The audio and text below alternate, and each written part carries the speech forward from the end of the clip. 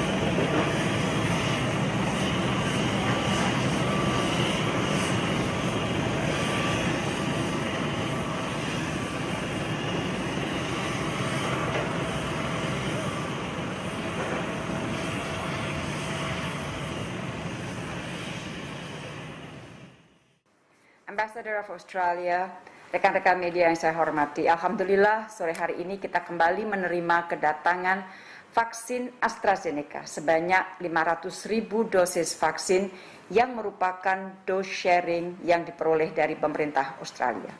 Kedatangan vaksin AstraZeneca ini merupakan pengiriman tahap pertama dari rencana pemerintah Australia untuk memberikan dukungan 2,5 juta dosis vaksin pada tahun 2021 bagi masyarakat Indonesia melalui mekanisme bilateral.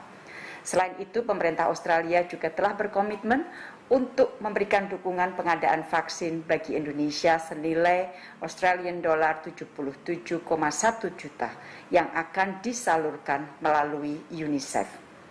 Dukungan kerjasama vaksin ini merupakan salah satu topik bahasan dalam komunikasi saya per telepon beberapa kali dengan Menteri Luar Negeri Australia, Ibu Marise Payne, termasuk yang terakhir saya lakukan pada tanggal 7 Juli 2021. Dan guna terus memperkokoh kemitraan strategis komprehensif antara kedua negara yang dibentuk pada tahun 2018, kami berencana, Indonesia dan Australia berencana untuk melakukan pertemuan 2+2 dalam waktu dekat.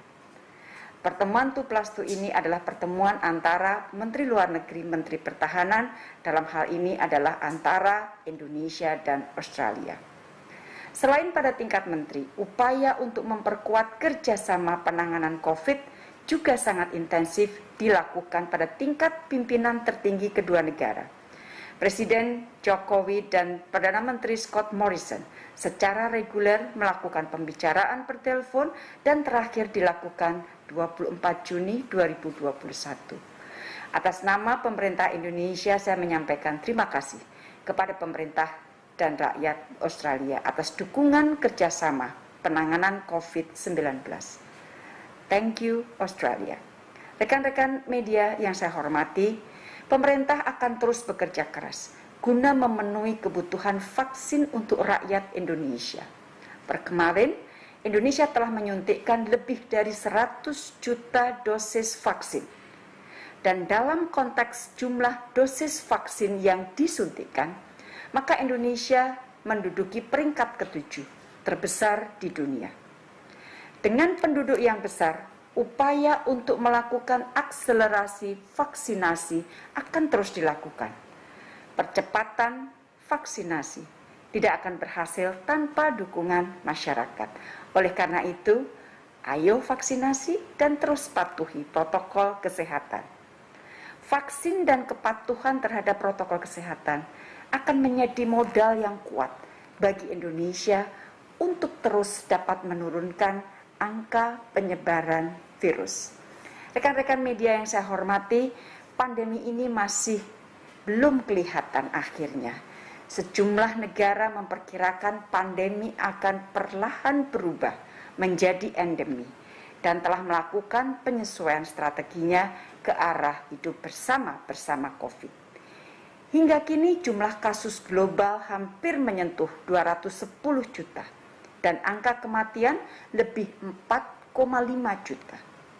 Dirjen WHO menyampaikan saat ini setiap harinya terdapat lebih dari 650.000 kasus baru di seluruh dunia. Lonjakan kasus masih terjadi, termasuk di kawasan dan negara yang sebelumnya telah mengalami penurunan kasus. Alhamdulillah di Indonesia, jumlah kasus baru menunjukkan tren penurunan.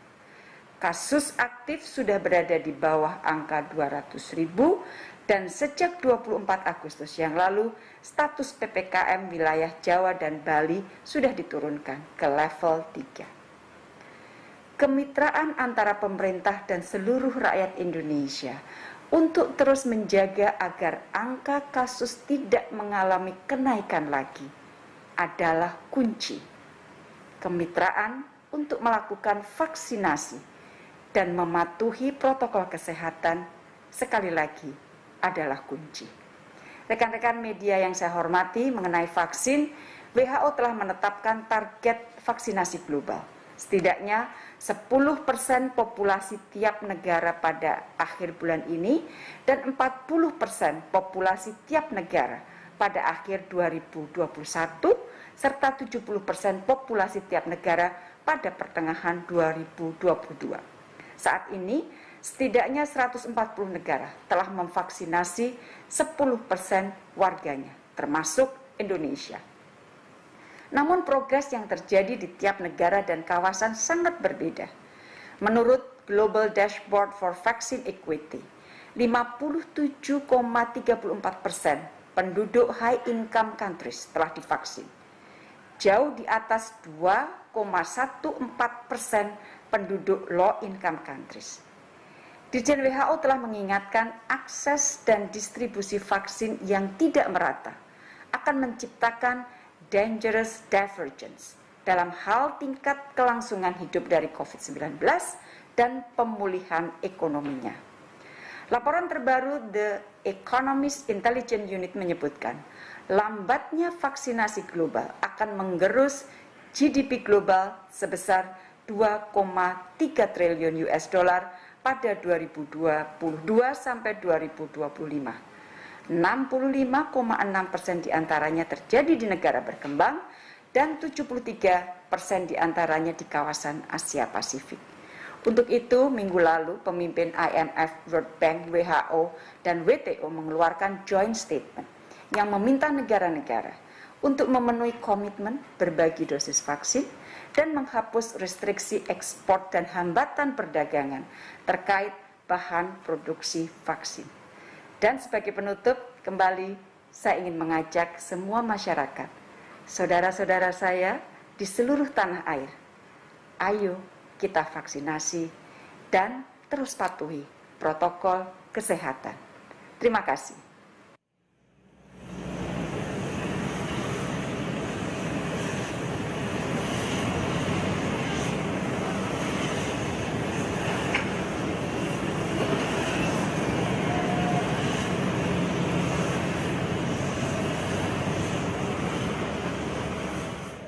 Saya Penny Williams, Duta Besar Australia untuk Indonesia. Australia bangga dapat berdiri bersama tetangga kami Indonesia di masa-masa sulit ini. Siang ini, 500.000 vaksin AstraZeneca yang diproduksi di Australia telah tiba di Indonesia. Vaksin ini adalah bagian dari donasi 2,5 juta vaksin yang ditawarkan oleh Menteri Luar Negeri Australia, Marise Payne, kepada Menteri Luar Negeri Retno Marsudi saat mereka berbicara bulan Juli ini. Kami senang dapat bekerja bersama saat kedua negara kita menghadapi dan memulai pemulihan dari COVID-19.